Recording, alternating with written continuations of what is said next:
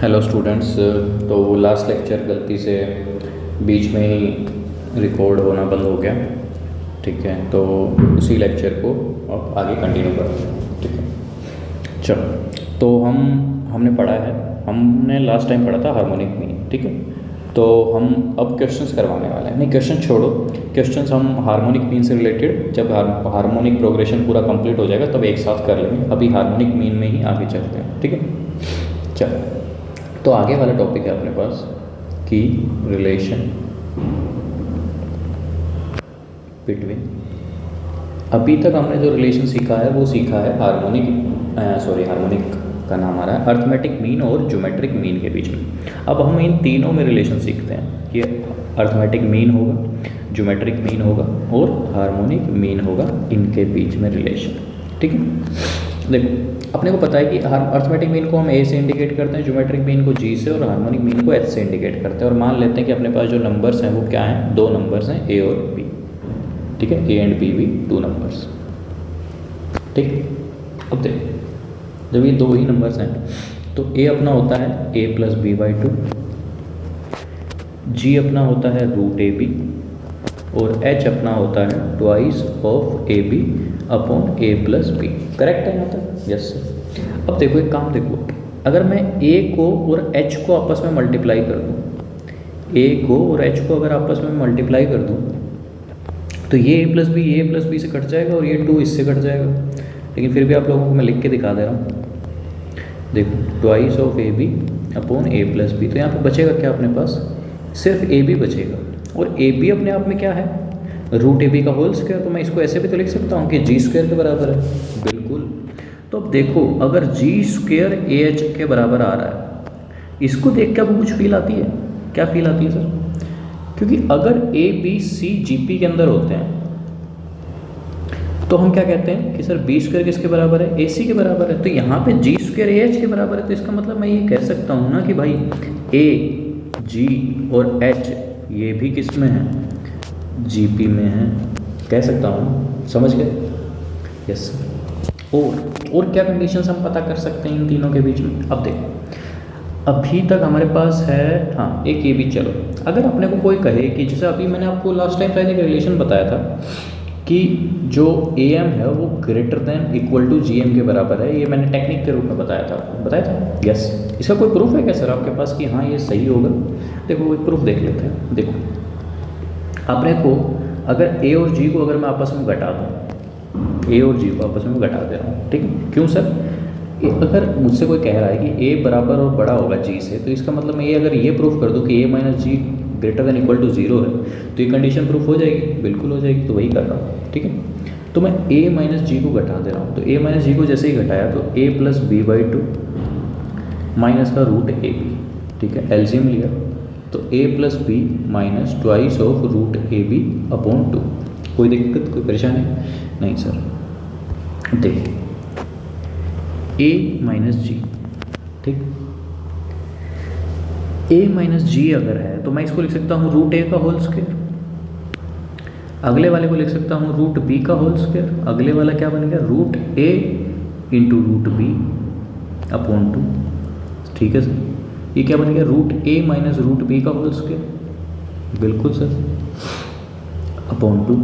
अब ये तो अगर किसी का कंप्लीट स्क्वायर बन रहा है तो ये तो हमेशा या तो जीरो के बराबर होगा या जीरो से बड़ा होगा। ये तो वैसे ही कह सकता हूँ मैं, क्योंकि ये नेगेटिव हो ही नहीं सकता ना भाई, कंप्लीट होल स्क्वायर कंप्लीट बन रहा है। ठीक है, तो यहाँ से अपना प्रूफ हो गया ना भाई कि ए जो है वो जी से हमेशा बड़ा होगा या अर्थमेटिक मीन बड़ा होगा हमेशा ज्योमेट्रिक मीन से। ठीक है, कोई परेशानी नहीं सर, सब बढ़िया एकदम। अब देखो ये तो आपने ए और जी में प्रूफ कर दिया, क्या जी और एच में भी कुछ होता है क्या? चेक कर लेते हैं। तो देखो अगर मैं जी में से एच को घटा के देखूँ, अगर जी में से मैं एच को घटा के देखूँ तो क्या बनता है? देख लो उसको भी, वो भी ज़्यादा दूर नहीं। जी को एच में से घटाते हैं तो क्या बनता है भाई? जी अपना क्या है? Root A B. एच अपने पास क्या है? Twice of A B upon A plus B. कोई दिक्कत नहीं? ठीक है, रूट ए बी अगर मैं बाहर निकाल लो तो क्या बच रहा है? 1 minus two root A B upon A plus B. हाँ सर ठीक है। अगर मैं अब एलसीएम ले लूँ तो रूट ए बी, और ये अपना क्या बन गया a plus b minus 2 root A B और अपॉन ए प्लस बी। अब अगर ध्यान से देखें तो g माइनस एच जो है ये बन रहा है रूट ए बी और root a minus root b का होल स्क्वायर अपॉन में ए प्लस बी। अब क्योंकि ए और बी तो पॉजिटिव नंबर्स ही हैं, बिल्कुल ए भी पॉजिटिव है, ये भी पॉजिटिव है, ये भी पॉजिटिव है, तो मैं ये तो कह ही सकता हूँ ना भाई कि पूरा ही जो वैल्यू है वो इसके बराबर ही ऐसी ही आएगी। तो अगर इसका मतलब है तो ये हो गया, ठीक कह रहे हो। तो अगर मैं इन दोनों को, इसको और इसको अगर आपस में कंबाइन कर दूं तो एक रिलेशन मिल रहा है ना अपने पास कि ए जी और एच इस ऑर्डर में रहेंगे। और इक्वलिटी कब होल्ड होगी? इक्वलिटी होल्ड्स इफ दोनों नंबर्स जो अपने हैं जिनके बीच में हमने A M G M H M निकाला है, इसको अब मैं वैसे ही लिख दे रहा हूँ, ए एम कर दे रहा हूँ, ठीक है। जब नंबर्स अपने क्या हो जाएंगे, बराबर हो जाएंगे, तो इक्वलिटी होल्ड हो जाएगी, ठीक है, कोई दिक्कत। अब देखो ये जो अभी हमने सीखा इसी से रिलेटेड एक प्रॉब्लम करते हैं। प्रॉब्लम क्या है कि अगर अपने से कोई कह रहा है कि find the numbers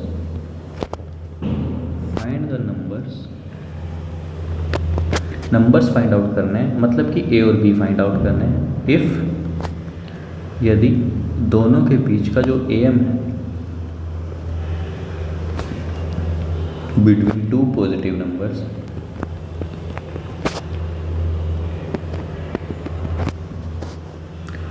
exceeds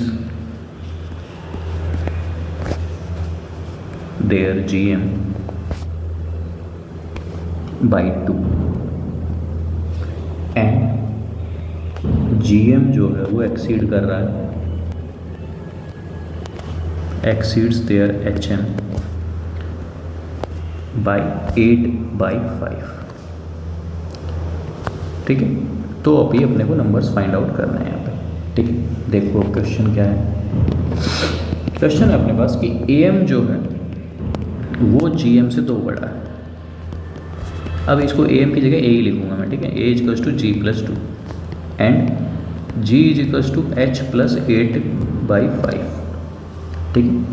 sir और तो रिलेशन दिया ही हुआ ही नहीं है, क्योंकि अपने पास अब वेरिएबल तो 3 हो गए सर।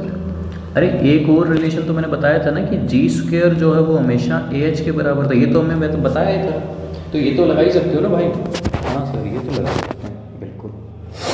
तो करना क्या है अपने को, जी स्क्वायर AH के बराबर है, ए की वैल्यू ऊपर से निकालिए सर, क्या है G प्लस 2, और H की वैल्यू अगर ऊपर से निकाली तो कितनी होगी, G माइनस 8/5। अब इक्वेशन जी स्क्वायर में बन रही है, सोल्व कर लो आराम से।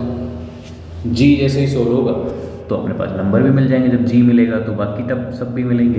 देखो g square plus 2G minus 8/5G minus 16/5।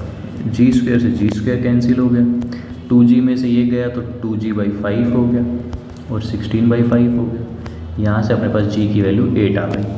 जब G 8 आ गया तो इसका मतलब रूट AB 8 आ गया, और रूट AB 8 है तो इसका मतलब AB जो है वो 64 हो गया, ठीक है। अब अपने को पहली इक्वेशन से ये पता है कि A जो है वो G प्लस 2 के बराबर है। जब A इतना है तो A की वैल्यू कितनी हो गई, 10 हो गई, क्योंकि G 8 आया है, और A अपना क्या होता है, A प्लस B/2। तो A प्लस B की वैल्यू कितनी हो गई, 20। अब देखो A प्लस B 20 है, AB 64 है, तो डायरेक्ट ही नंबर मिल जा रहे हैं कि 20 64 16 चौका 64, तो 16 इंटू 4 और 16 प्लस 4 फिट हो जा रहा है। तो अपने पास जो 2 नंबर्स थे A equals to 4 B equals to 16, या उल्टा भी लिख सकते हो कि A इक्वल्स टू 16 और B इक्वल्स टू 4, ठीक है। तो 2 नंबर्स जो हैं वो अपने कितने आ गए, 2 नंबर्स आर 4 and 16, ठीक है। कोई दिक्कत नहीं सर, सब बढ़िया चला एकदम। चल एक क्वेश्चन और कर लेते हैं ऐसा ही, ठीक है। चलो देखो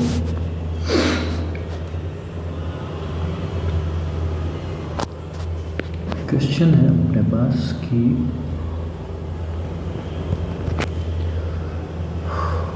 देखो, the harmonic mean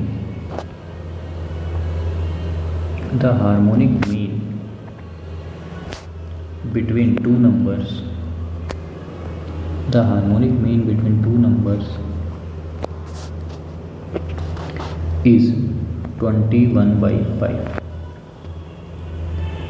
Their arithmetic mean जो है A एंड ज्योमेट्रिक मीन जो है G satisfy 3A plus G square is equals to 36. Then find क्या करना है? Find the sum of squares of the number. ठीक है, ये अपने को फाइंड आउट करना है। ठीक, क्वेश्चन आराम से सोल्व कर सकते हैं, कोई ज़्यादा वैसा नहीं है कि टफ हो रहा हो, कुछ ऐसा कुछ नहीं है। ठीक है, बड़े आराम से हो जाएगा। देखो, और ये फिर अपना यहाँ पे हार्मोनिक प्रोग्रेशन भी कंप्लीट ही हो जाएगा। इसके बाद हम एजीपी स्टार्ट करेंगे। तो एजीपी में क्या आता है? अर्थमेटिक और ज्योमेट्रिक सीरीज, मतलब कि एपी भी रहेगी और ज्योमेट्रिक मतलब कि जीपी भी रहेगी, दोनों का मिक्सचर रहेगा। ठीक है, देखो अब इस क्वेश्चन में है अपने पास कि एच एम, दोनों के बीच का एच एम दिया हुआ है। ठीक है, तो एच की जो वैल्यू है वो है 21/5। ठीक है, एच तो दिया ही हुआ है। ठीक है, और एक चीज़ और भी पता है ना अपने को, और इक्वेशन क्या दी हुई है? 3A plus G square is equals to 36। ठीक है भाई लोग, अपने एक रिलेशन भी तो बताया है कि G स्क्वेयर की जो वैल्यू है वो AH के बराबर होती है, ये भी तो बताया V नो। हाँ सर, जब G स्क्वेयर AH के बराबर है तो 3A plus AH is equals to 36 और H की वैल्यू 21/5 है। H की वैल्यू 21/5 है, 36 होगी। अब इसको देख लो, आगे सिंप्लीफाई करना है सिंपली। तो ये 5 थी 15 और 21 और 15 36 A/5। तो यहाँ से A की वैल्यू 5 आ गई। जब A 5 आ गया अपना, तो A plus B/2 5 है। इसका मतलब A plus B की जो वैल्यू है वो 10 है। कोई दिक्कत यहाँ तक नहीं सर। अब एक चीज़ और भी तो पता है अपने को कि H जो है वो होता है 2AB upon A plus B होता है 21/5। ठीक है, 2AB upon A plus B 10 हो गया। तो यहाँ से AB की वैल्यू कितनी हो गई भाई? सर AB की वैल्यू यहाँ से 21 हो गई। अब देखो, जब A भी 21 है, A और A plus B 100 है, तो क्या करना है? सिंपली यहाँ से स्क्वेयरिंग कर लो, या डायरेक्ट गैस भी कर सकते हो। डायरेक्ट गैस हो रहा है क्योंकि ये 3 और 7 बन रहा है, तो मैं डायरेक्ट ही कह देता हूँ कि A 3 हो गया और B 7 हो गया। या उल्टा भी कह सकते हो कि A 7 हो गया, B 3 हो गया। अपने को फाइंड आउट क्या करना है? A square plus B square find out करना है। तो 3 स्क्वायर प्लस 7 स्क्वायर कितना आ गया? 58 आ गया। यही आंसर है, यही निकालना था अपने। ठीक है, कोई दिक्कत इसमें नहीं। तो यहाँ पे अपना हार्मोनिक प्रोग्रेशन भी कंप्लीट हो गया है। ठीक है, अब अपने पास आती है नई सीरीज़, और जिसका नाम है अर्थमेटिको ज्योमेट्रिक सीरीज या AGP, अरिथमेटिको ज्योमेट्रिक प्रोग्रेशन, मतलब AGP। ठीक है, अब इसको पढ़ना है। तो देखो, सबसे पहली बात तो AGP मिलती कैसे है? AGP के लिए नाम में ही है कि हमें AP को AGP मिलती कैसे है वो लिख रहा हूँ। AGP is obtained by multiplication of geometric progression की जो भी टर्म्स होंगी उनको हमें बाय टर्म लिख ही देता हूँ मैं, obtained by term multiplication of GP with corresponding terms of A B, corresponding terms of A B. ठीक है, एग्जाम्पल के तौर पर जैसे हमने मान लिया कि जो जीपी है अपनी वो कुछ इस तरीके से होगी कि जीपी हमने मान ली एग्जाम्पल के तौर पे A1 मान लो क्या, चलो A1 ही मान लेते हैं। A1 x, A2 x square, A3 x cube, ऐसे मान लिया। ठीक है, और AP क्या मान लिया हमने, लेट AP हमने मान ली कि A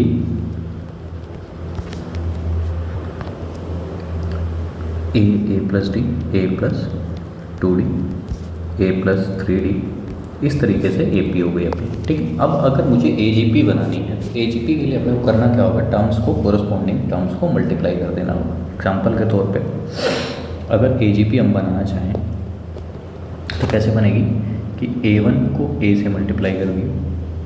ठीक है, अगले वाली जो टर्म होगी उसको A प्लस डी से मल्टीप्लाई कर दिया।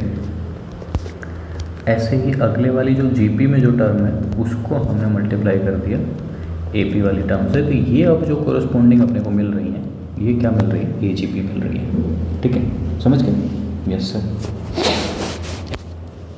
ये तो मैंने तुम्हें समझाने के लिए लिखा, लेकिन अब जो जनरल फॉर्मेट हम लिखेंगे एजीपी में वो कैसे होगी। जनरल फॉर्म जो एजीपी की होगी वो किस तरीके से दिखेगी या कैसी होगी वो बता रहा हूँ।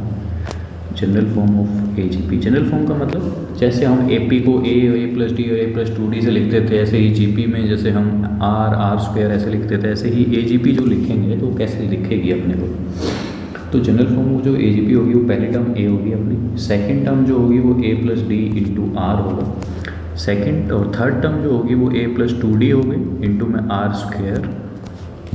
ऐसे ही इससे आगे वाली जो टर्म होंगी वो ए प्लस 3D इंटू में आर क्यूब, इस तरीके से दिखेगी। ठीक, ये सब होगा अपना जनरल फॉर्म। ठीक, अब इसमें अगर अपने को कोई फर्स्ट टर्म पूछे, सेकंड टर्म पूछे तो सब निकल जाएगा बड़े आराम से। ठीक है, क्योंकि ये सब क्या है, सेपरेट निकालनी है। एपी की अलग, जीपी की अलग, एपी की एनएट टर्म निकालो, जीपी की एनएट टर्म निकालो, दोनों को प्रोडक्ट कर दो तो ऐसे ही एनएट टर्म निकल जाएगी। समझ गए कि नहीं समझे? जैसे एग्जाम्पल के तौर पर जनरल टर्म अपने से कोई पूछे कि जनरल टर्म क्या हो जाएगी, जनरल टर्म या nth टर्म क्या हो जाएगी, nth टर्म ऑफ एजीपी क्या हो जाएगा कि a plus n-1 into D. ये तो हो गई जी AP, और अब GP के लिए Rn-1, ये अपनी जनरल टर्म हो गई। अब अगर अपने को कोई कहे कि सम निकाल के दिखाओ, sum of n terms of AGP, n terms का सम निकालो, तो कैसे निकालेंगे इसका तरीका सीख लेते हैं। ठीक है, और यहाँ पे जो मैं मेथड सिखाऊंगा आपको सम निकालने का, वही मेथड मैं क्वेश्चन में यूज़ करूँगा इंस्टेड की डायरेक्ट फॉर्मूला अप्लाई करने के। फॉर्मूला अप्लाई करना उतना सही नहीं है, बजाय कि हम उस मेथड से प्रैक्टिस बना जाए। ठीक है, तो वही करेंगे। तो देखो मैंने मान लिया कि सम जो है वो अपने SN है, जोड़ के इसको रहे हैं a plus D r, a plus 2D r square. इसी तरीके से जो TN जो होगा अपना लास्ट वाली जो टर्म है वो मैंने लिख दी TN। ठीक, कोई दिक्कत, कोई शंका यहाँ तक? नहीं सर, सब बढ़िया चल रहा है एकदम। ठीक, अब मैं क्या करता हूँ, इसको R से मल्टीप्लाई कर देता हूँ पूरी टर्म को। इससे पहले एक टर्म होगी अपनी TN-1 होगी, फिर TN आएगा। ठीक है, मैं क्या करूँ, पूरी इक्वेशन को R से मल्टीप्लाई कर दिया, R से मल्टीप्लाई कर दिया। जैसे ही मल्टीप्लाई किया तो ये क्या हो गया AR। तो AR किस बिरादरी का है, क्योंकि इसी का ही तो बिरादरी मतलब सर, मतलब एक तरीके से बिरादरी मतलब आप ये कह लो कि इस कैटेगरी का है, क्योंकि यहीं पे तो R है ना। मैं जैसे ही R से मल्टीप्लाई किया तो अभी क्या बन गया AR। जब A के साथ R आ रखा है तो R वाले लोग कहाँ रहते हैं, इस वाले घर में रहते हैं। एक तरीके से इसको ऐसा ट्रीट कर लो कि ये इसका घर है, ये इसका घर है, ये इसका घर है, ऐसे ट्रीट कर लो। ठीक है, तो जैसे मैंने इस पूरी इक्वेशन, पूरी जो ऊपर वाली जो लाइन है इसको R से मल्टीप्लाई कर रहा हूँ, तो पहली टर्म AR हो गई, तो AR तो इसका है तो यहाँ AR लिख दिया। फिर बीच में प्लस का निशान, फिर आगे मैंने इसको आर से मल्टीप्लाई किया तो क्या बन गया, आर स्क्वायर बन गया, तो ये यहाँ आएगा क्योंकि यही तो आर स्क्वायर वाले लोग रहते हैं। ठीक है, समझ गए। हाँ, तो यही करना है। तो अब बेसिकली करना क्या होगा, जैसे ही मैं आर से मल्टीप्लाई करूँगा तो मुझे हर टर्म को एक एक आगे सरका देना होगा। ठीक है, देखो A R plus A plus D R square, ऐसे ही यहाँ पे आएगा R into T N minus one, sorry T N minus two आएगा क्योंकि एक टर्म तो आगे सरक रही है ना, और यहाँ पे आ जाएगा अपना R T N minus one, और यहाँ आ जाएगा आर इंटू टी एन। ठीक है, टी एन मतलब लास्ट टर्म। समझ गए यहाँ तक, कोई दिक्कत नहीं सर, सब बढ़िया। अब देखो, अगर मैं इन दोनों इक्वेशंस को आपस में सब्ट्रैक्ट कर दूँ, ठीक है, ये सब्ट्रैक्ट किया, यहाँ पे ये, यहाँ पे ये, यहाँ पे ये, यहाँ पे ये, यहाँ पे ये, ठीक है, तो देखो ये दोनों तो क्या होगा,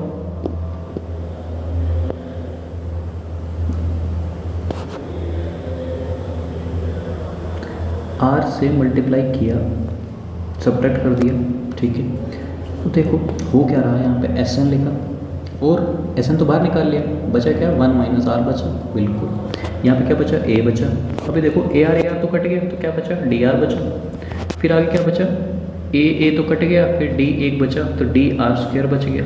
ऐसे ही अगर मैं लास्ट वाली टर्म देखूँ तो यहाँ पे बच क्या रहा है भाई, डी आर की पावर एन माइनस वन बचा। ये कौन सी लिखा सर आपने टर्म, ये मैंने ये वाली टर्म लिखी, ये और ये सर, तो यहाँ यही बचेगा क्या, देख लो।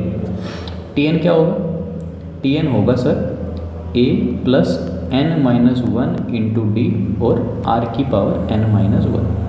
ठीक है, ऐसे ही यहाँ पे आर से मल्टीप्लाई करके इससे पहले वाली टर्म, तो वो अपने टर्म क्या बनेगा, तो मैं इसको साइड में लिख के दिखा रहा हूँ कि a plus n minus one into d r की पावर एन माइनस वन, तो अपना टी एन हो गया, और ये वाला जो टर्म आएगा ये आएगा आर और टी एन माइनस वन, मतलब टी एन माइनस वन क्या रहेगा, एन माइनस टू डी और इंटू में आर की पावर एन माइनस टू, तो ये आर और ये आर एन माइनस टू बन के क्या बन गया, आर एन माइनस वन बन गया। ठीक है, अब इन दोनों को घटा लो, ए से ए हट गया, एन से एन हट जाएगा, और एक डी में से दो डी जाएंगे तो प्लस का टू डी बच गया, जो कि यहाँ लिखा हुआ है। ठीक है, करेक्ट है यहाँ तक, यस सर, समझ आ गया है। अगर किसी को अभी समझ नहीं आया है तो आप एक काम करना, रफ में इन दोनों को सब्ट्रैक्ट करके देख लेना। टी एन क्या है सर, एन एफ टर्म और जो, ठीक है, एन एफ टर्म है।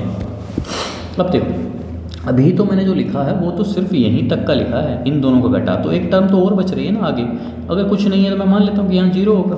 ठीक है, ये लिखने समझाने के लिए लिखा है, बाकी लिखने की कोई ज़रूरत नहीं है। ठीक है, तो देखो, तो मैं इसमें से अगर इसको घटाऊंगा तो ये तो क्या रहेगा, सिंपल अपना माइनस का आर इंटू टी एन ही आ जाएगा। टी एन क्या है वो मैं लिख दूंगा अभी थोड़ी देर में, देख लेना, S N into one minus R और ए, और ये क्या बन गया, डी आर बाहर निकालो, वन प्लस में आर, और ये अपना क्या हो गया, आर एन माइनस टू। समझ गए, यस सर, माइनस में r into T n. T n अब क्या रहेगा सर, टी एन एक तरीके से एन टर्म है, एन टर्म क्या होगी, a plus n minus one into d. ठीक है यहाँ तक, और जो अपना वो है आर की पावर एन माइनस वन। ठीक है, S N into one minus R होगा। ठीक है सर, ए प्लस डी आर, ये क्या है सर, ये भाई साहब N term, N minus one terms हैं, क्योंकि कहाँ तक जा रहे हैं, एन माइनस टू तक जा रहे हैं, और एक ये, तो total N minus one terms है, और जीपी में है, तो जीपी के लिए अपने पास डायरेक्ट फॉर्मूला होता है, क्या होता है, वन, मतलब कि ए होता है, ए यहाँ पे वन है तो लिखने की ज़रूरत नहीं है, तो A into one minus R, तो वन माइनस आर और total number of terms N minus one है, अपॉन वन माइनस आर, ये लिख दिया मैंने। माइनस में आर को अगर उधर मल्टीप्लाई कर दूँ मैं, तो a plus n minus one into d, और वो बन गया आर की पावर एन। ठीक है, यहाँ तक कोई दिक्कत नहीं सर। अब देखो क्या करना है, ये जो, क्योंकि एस एन निकालना है अपने को, तो वन माइनस आर को उठा के भी इधर ले जाता हूँ। ठीक है सर, तो एस एन निकाल, तो ए अपॉन वन माइनस आर। ठीक है, और आगे जो बन रहा है अपना वन माइनस आर की पावर एन माइनस वन, अब एक वन माइनस आर इधर है, एक और आ गया, तो वन माइनस आर का होल स्क्वायर बन गया। ये तो अपना है ही ऐसा कि a plus n minus one into d और आर की पावर एन, और ये जो वन माइनस आर वाला था ये भी इधर ले आए, तो ये अपना क्या आ गया, बेसिकली सम आ गया, कि sum of n terms of A G P, जहाँ पे जी पी भी है और ए जी पी। अब ये फॉर्मूला इतना बड़ा है कि इसको याद करने का कोई मतलब है नहीं, तो हम करेंगे कैसे सर इन क्वेश्चंस को सोल्व, हम जैसे जो हमने मेथड इस फॉर्मूले को ड्राइव करने के लिए लगाया है वही मेथड हम एक्चुअल में यूज़ कर रहे होंगे डायरेक्ट। ठीक है, यस सर, समझ गए। तो देखो अब एक चीज़ और यहीं पे मैं समझा देता हूँ आप लोगों को। क्या चीज़ सर? चीज़ ये है यहाँ पे कि अगर यहाँ पे तो टर्म्स अपने पास n थी, अगर अपने पास टर्म्स इनफाइनाइट हो जाएं, इफ़ टर्म्स आर इनफाइनाइट। अब सबसे पहली बात तो हमने जीपी में ही देखा था कि अगर इनफाइनाइट टर्म्स की बात कर रहे होते थे हम, तो जो अपना आर था या जो कॉमन रेशियो था वो 1 से छोटा रहेगा तभी हम बात कर रहे थे, क्योंकि अगर बड़ा रहेगा तो हम बात ही नहीं कर सकते, क्योंकि सम फिर बहुत बड़ा हो जाएगा, सम ही इनफाइनाइट हो जाएगा। ठीक है, तो अगर टर्म्स इनफाइनाइट है तो हम कब सम निकाल सकते हैं? कंडीशन अपनी है कि जो अपना रेशियो है वो कितना रहना चाहिए, 1 से छोटा रहना चाहिए। ठीक है, ये ऐसे भी लिख दिया, 0 भी नहीं होना चाहिए। ठीक है, 0 हो भी नहीं सकता है। ठीक, अब चलते हैं कि अगर टर्म्स इनफाइनाइट है, टर्म्स इनफाइनाइट का मतलब n कितना होगा? n इनफाइनाइट होगा। यस सर, जब n इनफाइनाइट होगा और ये लिखा हुआ है कि मोड r जो है कितना है, 1 से छोटा है, तो अगर मैं यहाँ पे मोड r की पावर में अगर इनफाइनाइट लगा दूंगा तो ये कितना होगा? टेंडिंग टू 0 होगा, क्योंकि 1 से छोटा और उसकी पावर इनफाइनाइट करोगे तो हम मल्टीप्लाई करते रहोगे तो वो हमेशा 0 को ही टेंड करेगा। यस सर, जब ये 0 को टेंड करेगा तो मैं कह सकता हूँ कि for n tending to infinite r की पावर n-1 भी टेंडिंग टू 0 होगा और r की पावर n भी टेंडिंग टू 0 होगा। तो जो अपना सम है इनफाइनाइट टर्म्स का, ये कितना हो जाएगा? ये लिख रहा हूँ कि a/1 - r plus dr 1 minus, अब ये देखो ये तो अपना 0 बन जा रहा है, 1 - r का होल स्क्वायर, और आगे वाली तो ये r की पावर n पूरे से ही मल्टीप्लाई हो रहा था, पूरी टर्म ही 0 हो जाएगी। तो जो sum of infinite terms of GP जो होता है वो क्या होता है? a/1 - r plus dr/1 - r का होल स्क्वायर। तो हम इस फॉर्मूले को यूज़ कर लेंगे, लेकिन ऊपर वाला फॉर्मूला हम बहुत ही रेयर या ना के बराबर यूज़ कर रहे होंगे। सर इस फॉर्मूले को यूज़ क्यों कर ले रहे हैं? कि भाई ये तो फॉर्मूला ही छोटा सा है ना, ये फॉर्मूला तो याद भी करा जा सकता है, वो तो याद भी नहीं करा जा सकता इतना बड़ा, समझ गए? तो इस फॉर्मूले को हम दिमाग में रखेंगे, उस फॉर्मूले को तो हम तरीका ही लगाएंगे, समझ गए? चलो अब ये जो AGP हमने फॉर्मूले सीखे, सम निकालना सीखा, यानी टर्म हमने निकालनी सीख ली, अब हम क्या करते हैं? आप बताइए क्या करेंगे? सर अब कुछ प्रैक्टिस कर ली जाए, क्योंकि सीख तो बहुत कुछ लिया है, अब अप्लाई कर लेते हैं एकदम। ठीक है, तो वही करना है। देखो क्वेश्चन है अपने पास कि फाइंड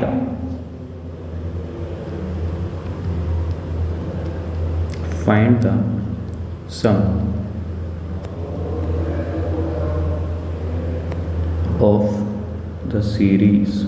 अब यहाँ पे मैं सीरीज़ लिख दे रहा हूँ, नाम नहीं बता रहा हूँ कि क्या है, क्योंकि आपने लगभग सारी सीरीज़ सीख ली, तो आप खुद प्रेडिक्ट करो कि कौन सी सीरीज़ बन रही है।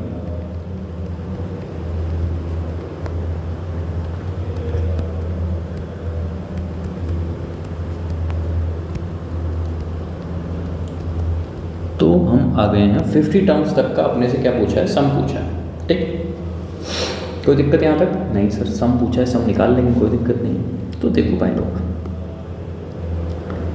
सबसे पहली बात तो अपने दिमाग में ये रहना चाहिए कि हम किससे डर रहे हैं। सर इस पूरे क्वेश्चन में सबसे भयानक चीज़ आपको दिख क्या रही है? सर ये 1 + 1/50 कौन बार बार सोल्व करेगा, इतना कहाँ पता है, इतना तो पता ही नहीं है हमें। तो बिल्कुल, तो जब हमें इतना नहीं पता है तो हम एक काम करते हैं, इसको थोड़ा सा छोटा लिख लेते हैं। छोटा इन द सेंस कि x मान लिया, तो हमें जो सम निकालना था वो s था, मान लिया कि सम s है। ये 1 बन गया, ये 2x बन गया, ये 3x² बन गया। इसी तरीके से आगे वाली जो टर्म होगी 4x³ बनेगा, और इसी तरीके से जो टर्म है वो कितनी है? t 50 तक है। करेक्ट? यस सर, कोई दिक्कत नहीं यहाँ तक तो। अब देखो आप आगे क्या है। एक काम करता हूँ सर, मैंने अभी आपको सम निकालना सिखाया था। कैसे सम निकाल रहे थे हम? सर कि जो कॉमन रेशियो था, यहाँ पे हमने किससे मल्टीप्लाई किया है? कॉमन रेशियो से ही मल्टीप्लाई किया है। मेथड जब सिखाया था सम निकालना तो कॉमन रेशियो से ही मल्टीप्लाई किया था, तो हमें हमेशा कॉमन रेशियो से ही मल्टीप्लाई करना होगा। ठीक है, तो कॉमन रेशियो यहाँ पे क्या है सर? कॉमन रेशियो सर यहाँ पे देखा जाए तो 1 2 3 4 5 ये तो सब तो AP में है, तो कॉमन रेशियो x वाले होगा। बिल्कुल, तो s को हमने x से मल्टीप्लाई कर दिया। ठीक है, जैसे ही मल्टीप्लाई किया तो अब मैं जो मल्टीप्लाई करूंगा तो टर्म्स को एक एक आगे लिखता रहूँगा, ठीक है, क्योंकि एक्स को जैसे ही मल्टीप्लाई किया तो ये एक्स आ गया, तो ये बिरादरी इसकी या कैटेगरी इसकी ये वाली है, ठीक है सर। तो अब ये देखते रहो मैं जो लिख रहा हूँ, ये हो गया एक्स टी 49 और आगे आ गया अपना एक्स टी 50। कोई दिक्कत कोई परेशानी नहीं सर, सब बढ़िया एकदम टनाटन है। अब देखो घटा दो, दोनों को घटा देते हैं क्या, घटा दो सर, घटा दिया यहाँ पे। देखो s इंटू 1 माइनस एक्स, ये 1 बन गया, ये x बन गया, ये एक्स स्क्वायर बन गया, ये एक्स क्यूब बन गया। तो जो यहाँ बनेगा वो कितना पावर बनेगा, अब देखो पावर यहाँ पे ये वाला है, तो x की पावर 1 थी तो x ही रहा, यहाँ पे x की पावर 2 थी तो ये रहा, और ये टर्म कौन सी है अपनी, ये t1 है, ये t2 है, ये t3 है, तो t3 में जो है वो पावर अपनी 2 है, तो यहाँ पे t5 है, तो पावर अपनी कितनी रहेगी, x की पावर 49। हम सिंपल कैलकुलेट भी कर सकते हैं, ठीक है। और ये माइनस का निशान x है, और t50 क्या होगा, मतलब 50वीं टर्म, तो 50वीं टर्म क्या आ रही है, 50 इंटू एक्स की पावर कितनी, 50 नहीं सॉरी, ये पहली टर्म है तो एक कम हो रहा है, तो 50 नहीं आएगा, कितना आएगा, 49 आएगा। तो x इंटू 49 एक्स की पावर नहीं 49 नहीं आएगा, 50 ही आएगा, क्या कर रहा हूँ मैं, 50 ही आएगा क्योंकि 50 टर्म, तो 50 इंटू एक्स की पावर जो है वो एक कम रहेगी, ठीक है, समझ गए, यस सर। अब देखो s इंटू 1 माइनस एक्स हो गया, ये सब क्या है सर, ये तो सर जीपी लग रही है, बिल्कुल जीपी ही है ये। पर जब जीपी है ये, तो जीपी के लिए तो अपने पास फॉर्मूला होता है, क्या फॉर्मूला होता है, S n is equals to a into 1 minus r की power n upon 1 minus are, ये जीपी का फॉर्मूला है सम ऑफ एन टर्म्स का। तो यही फॉर्मूला हमें यहाँ पे लगाना होगा, लगा लेते हैं सर फॉर्मूला। देखो क्या कहता है फॉर्मूला अपने पास, देखो ए अपना 1 है, 1 माइनस एक्स की पावर कितनी टर्म्स है, टोटल 50 है, अपॉन 1 माइनस एक्स, माइनस में 50 इंटू एक्स की पावर 50। यहाँ तक तो कोई दिक्कत नहीं होगी, हाँ सर यहाँ तक सब सही चल रहा है। अब देखो, अब अगर मैं कुछ, यहाँ तक तो कोई दिक्कत नहीं है ना, 1 माइनस एक्स की पावर 50 ठीक है, और 1 माइनस एक्स भी ठीक है, हाँ यहाँ तक ठीक है सब। अब मैं क्या है, x की वैल्यू पुट कर सकता हूँ सर, कर दो, कर देते हैं पुट। तो जैसे ही हमने x की वैल्यू पुट की तो ये कितना आ गया, 1 माइनस एक्स, मतलब माइनस का 1/50 हो गए, इधर माइनस का 1/50 लिख दिया, ठीक है। अब 1, अब ये देखो ये क्या बन रहा है, x अपना है, x की वैल्यू ये है, यहाँ पे ये है, ठीक है क्या सब, अगर ये 50 x की पावर 50 49 बन जाएगा, और ये कितना बन रहा है, चलो लिखते हैं 1 माइनस एक्स, यहाँ पे भी कितना आ गया, माइनस का 1/50 आ गया,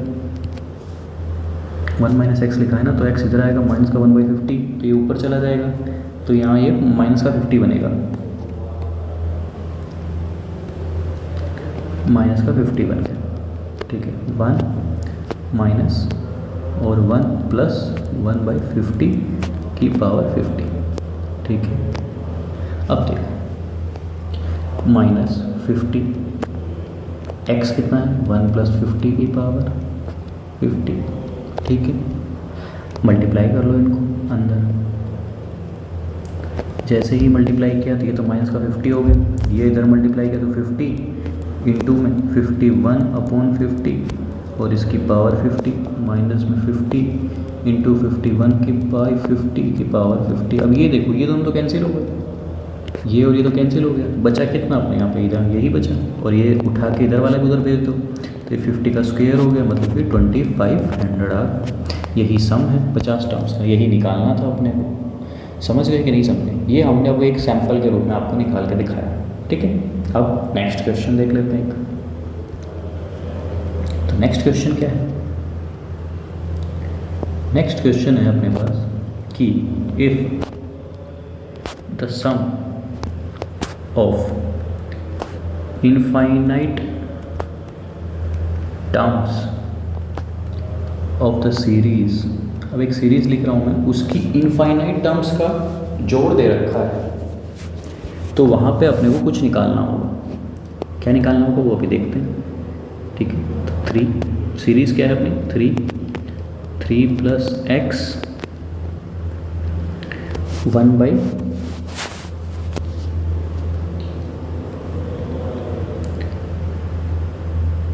थ्री हो गया, 3 प्लस एक्स हो गया, क्या लिखना है आपको, और अपना ये 3 प्लस एक्स, तो ये ए पी लिख दी, जी पी लिखना है तो जी पी लिख लेते हैं हम, 5 ले लेते हैं, 1/5 हो गया। फिर 3 प्लस 2x लिख दिया और 1/5 स्क्वायर लिख दिया, ठीक है। ऐसे ही इन सब का जो जोड़ है वो कितना है 44/9, ठीक है। एक काम करता हूँ, चलो यही लिख देते हैं। तो अब हमें फाइंड क्या करना होगा यहाँ पर, फाइंड x फाइंड आउट करना है अब इस क्वेश्चन के अंदर, ठीक है। क्या फाइंड आउट करना है x। तो देखो क्वेश्चन देखो, अब इनफाइनाइट टर्म्स के लिए तो अपने पास डायरेक्ट फॉर्मूला है, तो सर क्या वो लगा सकते हैं, वो लगा सकते हो, तो आसानी से याद हो सकता है ना भाई। मैंने बस सिर्फ मना किया है जब हमें एन टर्म्स के लिए लिखना होगा, क्योंकि एन टर्म्स वाला फॉर्मूला बड़ा है, बाकी तो छोटा ही फॉर्मूला है। तो एस इन्फिनिटी का तो अपने पास डायरेक्ट फॉर्मूला लगा सकते हैं कि a/1 - r, और क्या था फॉर्मूला d/1 - r का होल स्क्वायर, ठीक है। यही है a/1 - r d r1 - r का होल स्क्वायर, ठीक है। ये अपने पास क्या है इनफाइनाइट टर्म्स का जो है सम। अब देखो यहाँ पे 44/9, यस। ए कितना है यहाँ पे, ए है पहली टर्म कितनी है 3 अपॉन 1 - r, 1 - r मतलब 1 - 1/5, आर का भी 1/5 है बिल्कुल। डी कितना है, डी सर एक्स है, आर कितना है 1/5 है, सेम चीज़ यहाँ पे लिखूंगा 1 - 1/5 मतलब कि 4/5 का होल स्क्वायर, ठीक है सर। यहाँ तक 44/9 और ये हो जा रहा है 15, क्योंकि यहाँ पे 5 और 4 बचेगा तो 15/4, और यहाँ पे ये बच जाएगा अपना कि 16 तो 5x/16, ठीक है। देखो 5x/16 और यहाँ पे इन दोनों का सिंपल अपने क्या करना है, सब्ट्रैक्शन करना है, तो सब्ट्रैक्शन कर लेते हैं। तो देखो 36 और 44 × 4, 44 × 4 कितना होता है 176, माइनस में 135, तो 5x/16, और ये अगर मैंने घटाया तो कितना हो जाएगा भाई 6 5 1 41/36। तो x की वैल्यू जो है वो कितनी आ गई अपनी 164/45, ये अपनी x की वैल्यू थी। समझ गए होगे, क्वेश्चन बेहद ही आसान लिया था मैंने, ठीक है, और आप ये लोग आसानी से सोल्व कर भी सकते थे, ठीक है। अब यहाँ तक तो आपको कोई दिक्कत होगी नहीं, या है, क्योंकि हमने बड़े आसानी से ही सोल्व कर लिए। अब हम देख लेते हैं कुछ थोड़े मोड़े और क्वेश्चंस, ठीक है। चलो next.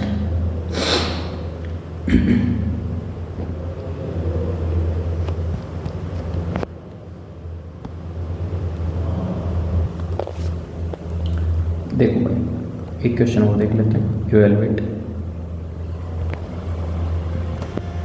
The some n = 1 to infinity n² / 6 फिर ये क्या लिख दिया है आपने। इसमें थोड़ा सा लेवल बढ़ेगा, लेकिन घबराना नहीं है, थोड़ा सा इसलिए बढ़ेगा क्योंकि आप लोगों को लगेगा कि ये तो ना AP बन रही है ना GP बन रही है, कुछ नहीं बन रहा है, तो इसको कैसे सोल्व करेंगे, इसलिए घबराइएगा मत, ठीक है। तो देखो सबसे पहले तो हमें सम निकालना है, तो सम मैं लिख लेता हूँ, क्योंकि हमें छोटी फॉर्म में लिखा होगा, हम इसको थोड़ा सा बड़ा करके लिखते हैं ताकि हमें समझ में आए। तो देखो n की वैल्यू 1 रखी, तो 1² / 6 की पावर 1, 2² / 6 की पावर 2, 3² / 6 की पावर 3, इस तरीके से ऐसे इनफाइनाइट ही टर्म्स हमने लिखी हुई हैं, ठीक है। कितनी टर्म्स लिखी हुई हैं, इनफाइनाइट, ठीक है। चलो एक टर्म और लिख लेता हूँ, चलो 4² / 6 की पावर 4। अब देखो एक काम करता हूँ सर, अगर देखो ध्यान से तो सर नीचे GP तो दिख रही है कि 6 से मल्टीप्लाई हो रही है, डिवाइड हो रही है, या 1/6 से मल्टीप्लाई हो रही है, ऐसा भी कह सकता हूँ। लेकिन ऊपर तो AP तो नहीं बन रही, क्योंकि 2² में से 1² घटाऊंगा तो सर 3 होता है, 3² में से 2² घटाऊंगा तो 5 होता है। तो देखो सर ये तो AP तो नहीं बन रही है, ध्यान से देखो सर। क्योंकि आपको शायद ये लगा होगा कि AP बन रही है, लेकिन AP नहीं बन रही सर। तो देखो भाई 1 4 9 16 25 ऐसा कुछ दिख रहा है। देखो सर घटाया मैंने तो 3 बना, फिर क्या बना 5 बना, फिर 7 बना, फिर कितना बना 9 बना। तो सर ये कहाँ सेम तो नहीं आया सब? हाँ सेम तो नहीं आया, सही कह रहे हो यार। लेकिन अगर मैं एक बार दोबारा घटा दूँ इसको तो 2 फिर 2 फिर 2 और अगले वाली टर्म 6 होगा तो 11 फिर 2, तो मतलब 2 बार घटा दें तो AP बन रही है जाके, डायरेक्ट तो AP नहीं बन रही है। हाँ सर, तो इसीलिए आप कह रहे थे कि घबराना नहीं है। हाँ तो बिल्कुल इसमें आपको डायरेक्ट AP नहीं दिख रही है, लेकिन है ये भी वही। तो हम करेंगे कैसे वो अभी सिखा देता हूँ। देखो S हमने लिख लिया। अब सबसे पहला काम हम क्या करते हैं कि जो कॉमन रेशियो होता है उससे हम मल्टीप्लाई कर देते हैं। यहाँ पे कॉमन रेशियो क्या है 1/6, ठीक है। तो 1/6 से मल्टीप्लाई कर देता हूँ। लेकिन क्या 1/6 से काम हो जाएगा? लेकिन हमें करना तो वही है क्योंकि 1/6 ही आता है हमें करना। तो देखो जैसे ही 1/6 से मल्टीप्लाई किया तो ये वाली टर्म आगे सरकेगी, तो ये हो जाएगा 1/6²। अगले वाला टर्म होगा 2²/6³, फिर 3²/6⁴। इसी तरीके से चलते रहेंगे कहाँ तक? इनफाइनाइट तक, क्योंकि कहीं रुक ही नहीं सकते ना भाई, इनफाइनाइट ही लिखना पड़ेगा इसलिए। तो सर यहाँ पे वो Tn 2n कुछ नहीं आएगा क्या? नहीं आएगा भाई, क्योंकि इनफाइनाइट तक जाना है। तो इनफाइनाइट का तो कोई तोड़ है ही नहीं ना, कहाँ रुकना है, कोई आइडिया ही नहीं इनफाइनाइट का। तो हमें बिल्कुल सही कह रहे हो। तो देखो हमने किया क्या था 1/6 से मल्टीप्लाई, घटा देते हैं दोनों को, घटा दो सर। ये कितना हो गया सर 5s/6, ठीक कह रहे हो। यहाँ पे ये तो रहा 1 ही रहा क्योंकि 1/6 ही रहा। अब ये देखो 2² और माइनस होगा 1² क्योंकि नीचे तो 1/6² ही है। तो 2² - 1² मतलब कितना स्क्वायर 3, क्योंकि 4 में से 1 जाएगा 3 बचेगा, बिल्कुल। यहाँ पे 9 में से 4 जाएगा तो 5 बचेगा, बिल्कुल। ऐसे ही अगली वाली जो टर्म होगी वो कितना रहेगा 7 रहेगा, वो कितना रहेगा 6⁴ इनफाइनाइट।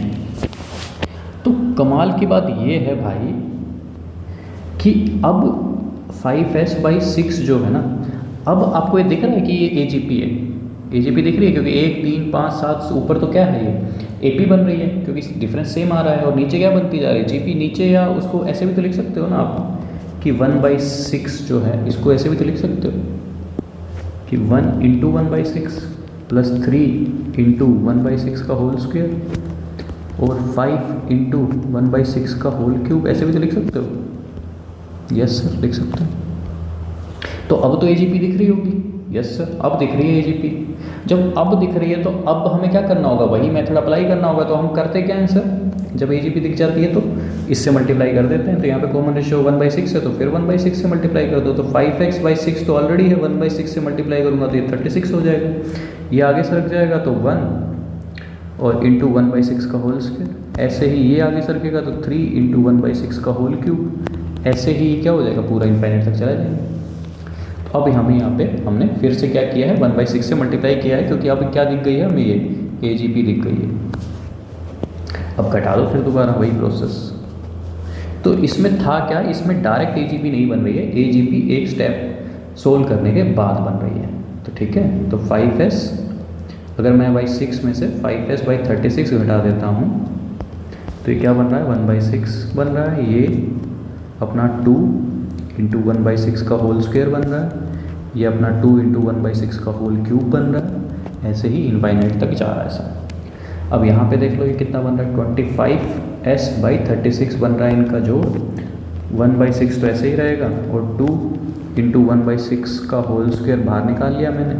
ये 1 बच गया, ये 1/6 बच गया, ये 1/6 का होल स्क्वायर बच गया। ऐसे ही इनफाइनाइट तक जाना है। अब देखो 25s/36 1/6 प्लस में 2/36 और ये अपनी क्या बन गई GP। और sum of GP of n terms में, जो इनफाइनाइट टर्म्स में जो GP का सम होता है वो होता है A/1 - R। तो A अपना 1 हो गया, R कितना हो गया 1/6।